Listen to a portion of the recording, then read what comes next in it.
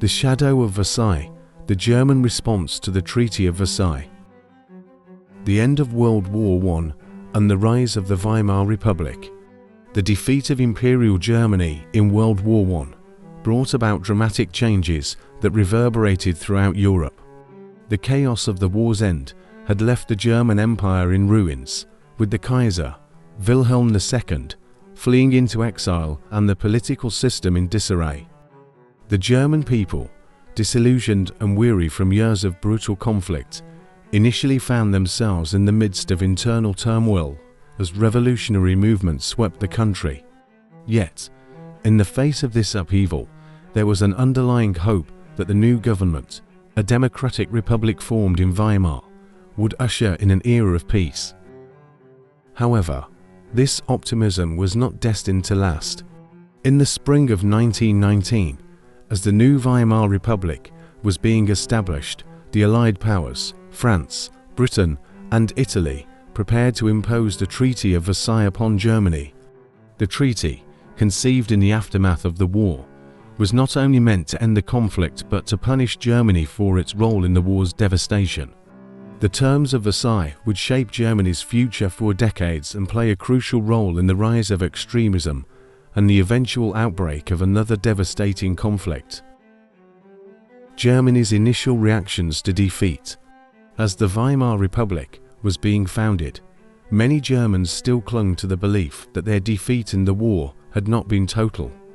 They thought that they had not truly lost, and that with the Kaiser gone and a democratic government in place, they were entitled to a fair peace based on President Wilson's famous 14 points, which promised self-determination for nations and a just peace. But this hope was misplaced. Memories of the Treaty of Brest-Litovsk in 1918, which had been imposed on Soviet Russia by Germany during the war, was still fresh. That treaty, signed at the end of March 1918, had been seen as a humiliating victory for Germany. Germany had forced Russia to cede vast territories and pay a crippling indemnity. Yet now, Germany itself was about to face the same kind of treatment at Versailles, but this time it would be far worse. The terms of the Versailles Treaty. On May 7, 1919, the German government received a copy of the Treaty of Versailles. Its contents were a devastating blow. The treaty demanded that Germany take full responsibility for starting the war, a clause that enraged the German population. The treaty not only stripped Germany of territories, Alsace-Lorraine was returned to France, while other lands were given to Belgium, Denmark, and Poland, but it also disarmed the country. The German army was to be limited to just 100,000 men, and it was forbidden from having tanks, airplanes, and submarines. Additionally, Germany was forced to pay huge reparations for the destruction caused during the war, amounting to billions of dollars. The Allies believed this would cripple Germany economically and prevent it from rebuilding its strength. To many Germans, the Treaty of Versailles seemed like a final act of vengeance from the victors, a punishment that would haunt their nation for years to come.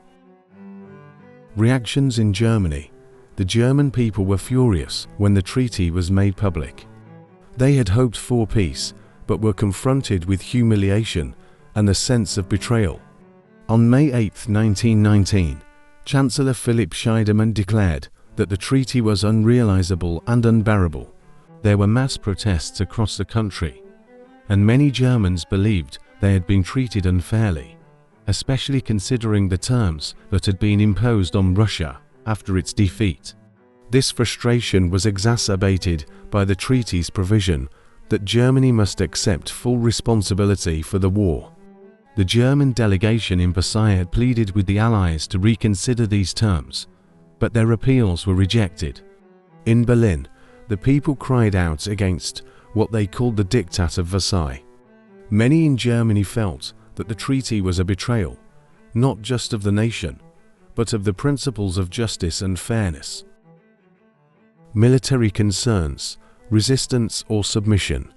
As the treaty's terms were being debated, one of the most crucial questions facing the German government was whether they should resist the treaty's imposition or accept it to avoid further conflict. The German army, though severely weakened, was still one of the strongest in Europe. The question was whether it could hold its ground against the Allies in the event of renewed hostilities. On June 17, 1919, President Ebert of the Weimar Republic sought the advice of Field Marshal Paul von Hindenburg, the revered military leader of World War I. Hindenburg, along with General Wilhelm Groener, knew that resistance to the Allies would be futile. They had been deeply involved in the planning of the war and knew that Germany, in its weakened state, would not be able to hold off a combined Allied assault. Yet, despite this knowledge, Hindenburg, true to his military tradition, could not bring himself to deliver the harsh truth to the president. Instead, it was Groener who delivered the message: further military resistance was impossible, and accepting the treaty, though humiliating, was the only viable option. The signing of the treaty, with the military situation clear, the German government had no choice but to comply with the Allies' ultimatum. On June 16th, the Allied powers demanded that Germany either accept the treaty by June 24th or face the consequences. Despite the protests and public outcry, the Weimar government, with the approval of the military leadership, decided to sign the treaty.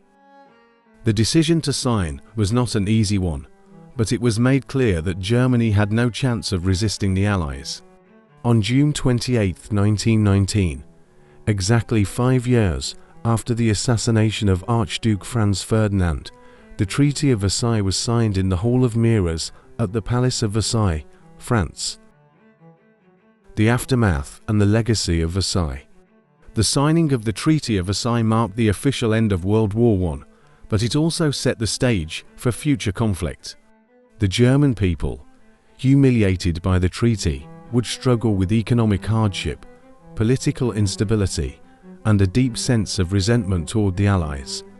This anger and frustration would later fuel extremist movements, including the rise of Adolf Hitler and the Nazi Party. In the years that followed, the treaty's terms would be seen by many as a harsh and unjust imposition, one that laid the groundwork for the eventual rise of Nazism. The Treaty of Versailles, intended to secure lasting peace, instead sowed the seeds of future conflict, and Germany's quest for revenge would eventually lead to World War II. The shadow of Versailles loomed large over Germany for decades, and its legacy continues to be debated by historians and political thinkers. What was meant to be a peace treaty became a symbol of the tensions and struggles that would shape 20th century European history.